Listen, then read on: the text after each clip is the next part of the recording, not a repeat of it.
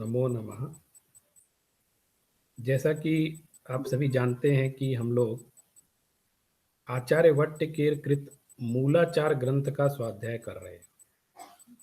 और मूलाचार ग्रंथ मुनियों के आचार विचार को लेकर उनके जीवन में क्या नियम होते हैं, उनको कैसे जीवन जीना चाहिए, अपनी साधना कैसे करनी चाहिए, इसका बहुत व्यवस्थित प्रतिपादन उसमें किया गया है।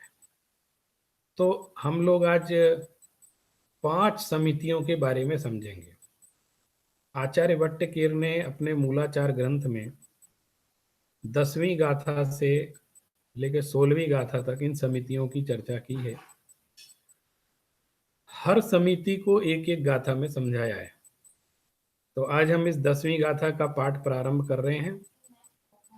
समिति शब्द जो है सम्यक प्रवृत्ति को कहते हैं, सही तरह से प्रवृत्ति करना। प्रवृत्ति तो हमारा शरीर है, हमारा जीवन है, तो प्रवृत्ति करना तो आवश्यक होता है। अब वो प्रवृत्ति हमारी मिथ्या हो कि सम्यक हो, इस चीज का निर्णय हमको स्वयं करना है। तो जो साधु हैं, मुनि हैं, उनकी हर तरह की प्रवृत्ति सम्यक होती है और बड़े विचार पूर्वक होती है। उसमें कहीं किसी भी हमारी प्रवृत्ति से किन्हीं भी जीवों की विराधना ना हो, अशातना ना हो, किसी को दुख नहीं पहुंचे, किसी को कष्ट नहीं हो, इस बात का विशेष ध्यान रखा जाता है। आप देखेंगे तो ये पांचों समितियां अहिंसा व्रत की रक्षा के लिए है। लेकिन ये प्रवृत्ति चूंकि अलग अलग होती है तो विशेष रूप से उनकी तरफ ध्यान आकर्षित किया गया है। और हमारे जो मुनिराज हैं, जो साधक हैं, मोक्ष मार्ग के साधक हैं, साक्षात साधु हैं, उनको इन 5 समितियों का पालन करना अनिवार्य कहा गया है।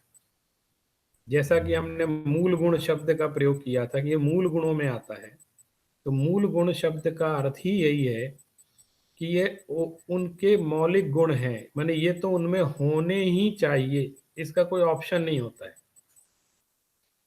इसमें कोई शिथिलता किसी किस्म की, किसी किस्म का इसमें दोष लगना, ये सब क्षम्य नहीं है। इसलिए प्रत्येक साधु को, प्रत्येक मुनि को इन 5 समितियों का पालन करना अनिवार्य है। और ये क्रिया तो बाहर की क्रिया के रूप में दिखती है, तो ये दिखाई भी देती है कि ये इस समिति का पालन किया जा रहा है अथवा नहीं किया जा रहा है। और सबसे बड़ी बात ये अवेयरनेस है, जागृति का सूचक है।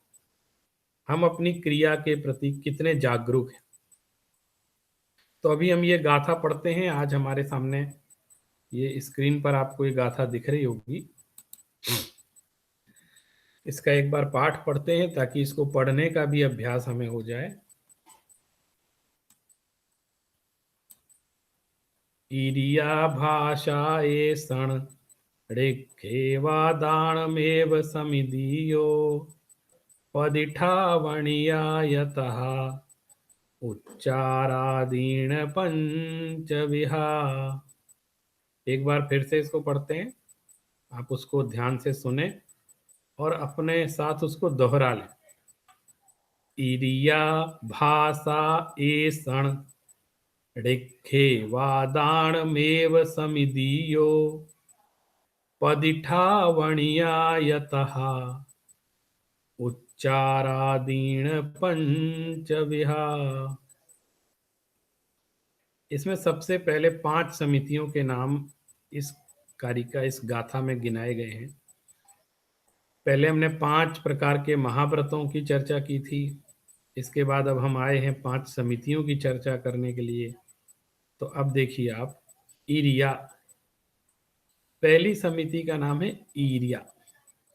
ईरिया क्या है? ईरिया अर्थात जो गमनागमनादिकम। ईरिया मतलब होता है गमन आगमन, आना जाना, चलना फिरना, ये ईरिया कहलाता है। और भाषा क्या कहलाती है?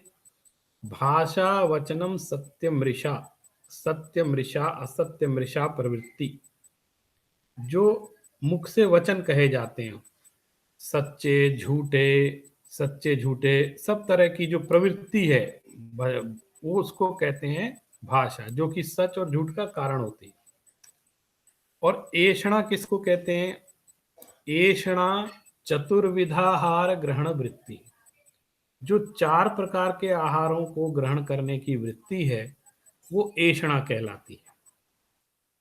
मनुष्य 4 तरह के आहार ग्रहण करता है, और उन्हीं 4 प्रकार के आहारों को जो ग्रहण करना है, उसको शुद्धता से ग्रहण करना है, यह ऐषणा। अभिसमिति शब्द का प्रयोग नहीं हो रहा है, एक एक शब्द का अर्थ बता रहे हैं। फिर ऋक्षेवादान मेव, निक्षेपादान। निक्षेपादान का अर्थ है निक्षेपादान। अब निक्षेपादान क्या है?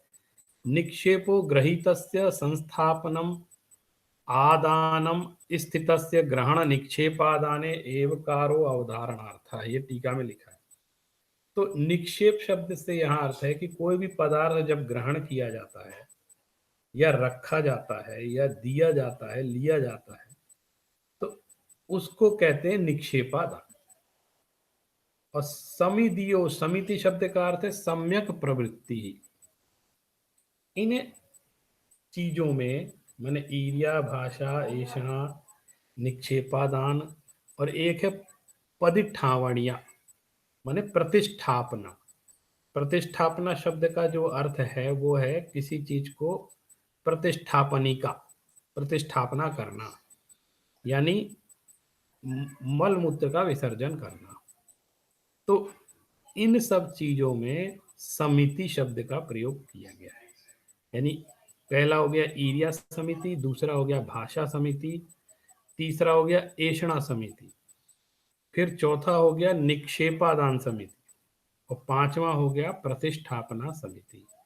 इस प्रकार 5 प्रकार की समितियां कही गई हैं। तो जो समिति शब्द है वो प्रत्येक के साथ जोड़ लेना चाहिए, जैसे ईर्या के साथ भी, भाषा के साथ भी, तब जाकर के बाद। ये जो है ये तो क्रिया का नाम है, लेकिन जब हम इन पे समिति शब्द प्रयोग कर देते हैं तो वो समिति कहलाने लगती है। ईर्या समिति, भाषा समिति, ऐषणा समिति, निक्षेपादान और प्रतिष्ठापना, ऐसे 5 समितियां। अब क्यों इसका ये भाव है, क्यों ऐसे कहा जाता है, इसको समझें। जैसे ईर्या समिति का क्या भाव है? ईर्याया समिति, ईर्या समिति, ईर्या की समिति माने चलने फिरने की सम्यक प्रवृत्ति, सम्यक अवलोकनम समाहित चित्तस्य प्रतनेन गमनागमनादिकम। सम्यक अवलोक्य, सम्यक प्रकार से देखभाल करके चलना फिरना, ताकि किसी भी जीव की विराधना ना हो। यहाँ मैं सामान्य अर्थ बता रहा हूं, क्योंकि आगे जो गाथाएं आएंगी उनमें एक एक गाथा में एक एक समिति की विस्तार से व्याख्या है, इसलिए अभी यहाँ संक्षेप में इसका अर्थ हम लोग समझ रहे हैं। भाषाया समिति, भाषा समिति, जो भाषा की समिति है उसको भाषा समिति कहते हैं। अब भाषा समिति क्या है? श्रुत धर्मा विरोधेन पूर्वापर विवेक सहितम निष्ठुरादिक वचनम। श्रुत के अनुसार और धर्म का अविरोधी वचन होना चाहिए भाषा समिति में, माने देखभाल कर बोलना। भाषा समिति का पालन का अर्थ है अपनी भाषा पर संयम रखना। हम जो बोलें, जो कहें, वो आगम के अनुसार, श्रुत के अनुसार होना चाहिए, और धर्म का विरोधी नहीं होना चाहिए। और पूर्वापर का उसका संबंध होना चाहिए हमारी भाषा में, जो पहले कहा उस बात में उसका संबंध भी होना चाहिए, और विवेक सहित होना चाहिए, और अनिष्ठुर होना चाहिए। वचन ऐसे नहीं हो जिससे किसी को कष्ट हो, हमारे वचनों से किसी का दिल नहीं दुखना चाहिए। इस प्रकार के वचनों का प्रयोग भाषा समिति कहलाता है। तो समस्त मुनियों को, समस्त साधुओं को साधु संत प्राय प्रवचन करते हैं, तो प्रवचन में भी इन बातों का बहुत अधिक ध्यान रखने की, आपस में जो बातचीत करते हैं उसमें तो रखना ही पड़ता है, लेकिन जो प्रवचन करते हैं, जब व्याख्या करते हैं, तो उस समय भी बहुत अधिक भावावेश में न बोलना, श्रुत के अनुसार, आगम के अनुसार बोलना, आगम के विपरीत कोई भी कथन नहीं करना, पूर्वापर विरोधी कथन नहीं करना, विवेक सहित बोलना और ऐसे वचन न बोलना जिससे किसी को कष्ट हो, ये भाषा समिति कहलाती है। इसी तरह ऐषणा समिति में हम कहेंगे ऐषणाया समितिरेषणा समिति। ऐषणा की जो समिति है, माने ऐषणा में जो सम्यक प्रवृत्ति है, उसको ऐषणा समिति कहते हैं। ऐषणा शब्द जो है वो आहार से संबंधित है, शुद्ध आहार लेना। जैसे शास्त्रों में कहा गया है लोक जुगुप्सादि परिहीन विशुद्ध पिंड ग्रहण, माने ऐसे पदार्थ ग्रहण नहीं करना जो लोक निंद्य हो। सबसे बड़ी बात, भले ही आपको अच्छा लगता हो लेकिन लोक निंद्य है तो उस पदार्थ को ग्रहण नहीं करना, लोक जुगुप्सा उसमें नहीं होनी चाहिए। और विशुद्ध पिंड ग्रहण, जो भली प्रकार से अहिंसक रीति से जो आहार बनाया गया है उसको ही ग्रहण करना, इनका ध्यान रखना, उसको ऐषणा समिति कहते हैं। निक्षेपादान एवं समिति, निक्षेपादान समिति, निक्षेप और आदान के प्रति जो सम्यक प्रवृत्ति है उसको निक्षेपादान समिति कहते हैं। और यहां भी हम देखें तो क्या कहा गया है निक्षेपादान से, चक्षु पिच्छक प्रतिलेखन पूर्वक सयत्न ग्रहण निक्षेपादि।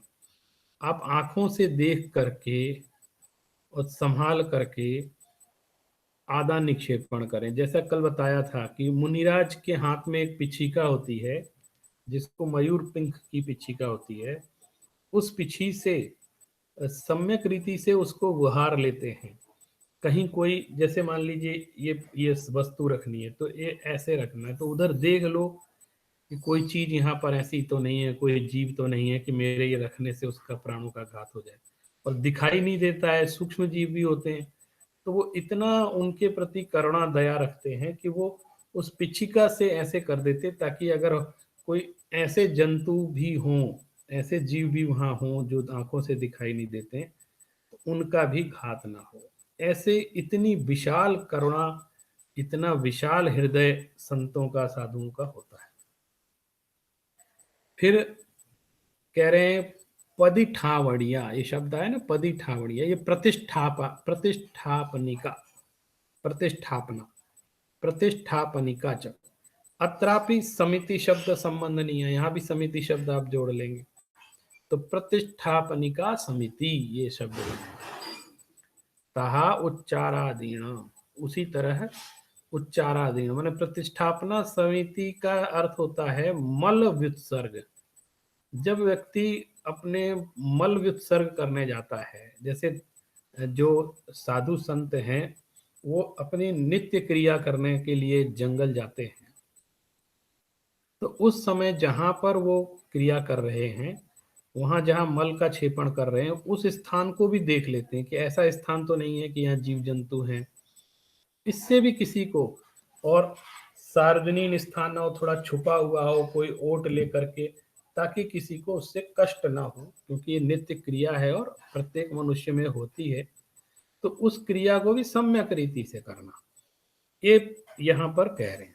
तो उसी प्रकार उच्चारादि और भी चीजों में लगा लेना चाहिए, जैसे मूत्र विसर्जन करना है, या कहीं पर मान लीजिए कभी कभी मुख में बलगम आ जाता है, थूक आ जाता है, उस थूकना है, तो ऐसे स्थान को पे ना थूकें या फिर ना क्षेपण करें जहां पर किसी को हानि हो जाए। या आजकल के समय में हम ऐसे देख सकते हैं संक्रमण फैलता है, तो अब तो आप देखिए कहीं खुले में आप सार्वजनिक जगह पर शौच नहीं कर सकते, कहीं आप मूत्र विसर्जन नहीं कर सकते, सरकार इस विषय में नियम बना रही है। आप कहीं भी जहां चाहे मन करे थूक नहीं सकते, उससे संक्रमण फैलता है, उसके लिए जुर्माने का प्रतिबंध कर दिया। तो ये समितियां इन्हीं बातों को बता रही हैं, हमारे 2000 साल पहले ग्रंथों में ये बातें लिखी गई कि इन समितियों का पालन सबको। तो ये जो मुनियों के लिए विशेष लिखी है, लेकिन यथासंभव इन समितियों का पालन गृहस्थों को भी करना ही चाहिए। यथासंभव इसलिए कह रहे हैं कि उनके लिए तो हर जगह अणुव्रत है, जैसे वो महाव्रत था और तो उसी को अणुव्रत के रूप में पालते हैं। इसी तरह पंच समितियों में भी हमारे जीवन के लिए जो उपादेय हैं या फिर हमारे लिए हितकारी हैं उन समितियों का पालन तो हमें भी आज करना पड़ेगा, वर्तमान की जो परिस्थिति है उसके हिसाब से ऐसा लगता है। तो इस प्रकार पंचविहा, पंचविध माने 5 प्रकार की ये समितियां बतलाई गई हैं।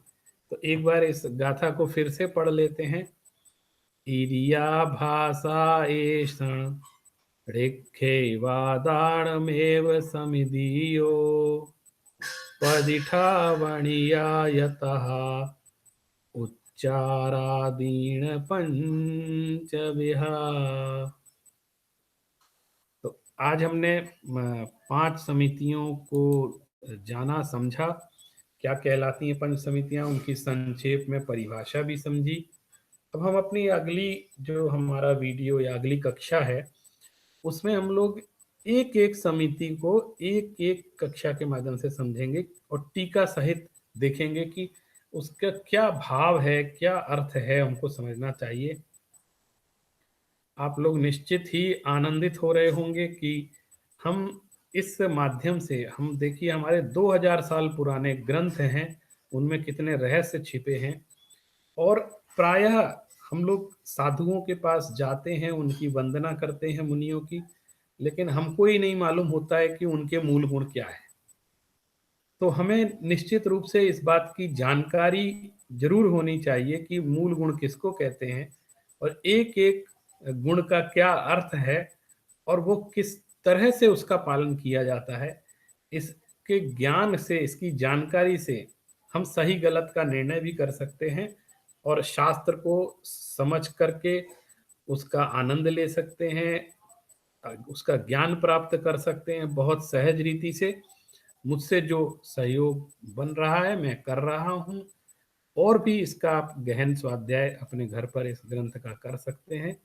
आज के लिए बस इतना ही। धन्यवाद। रमोजिराणम।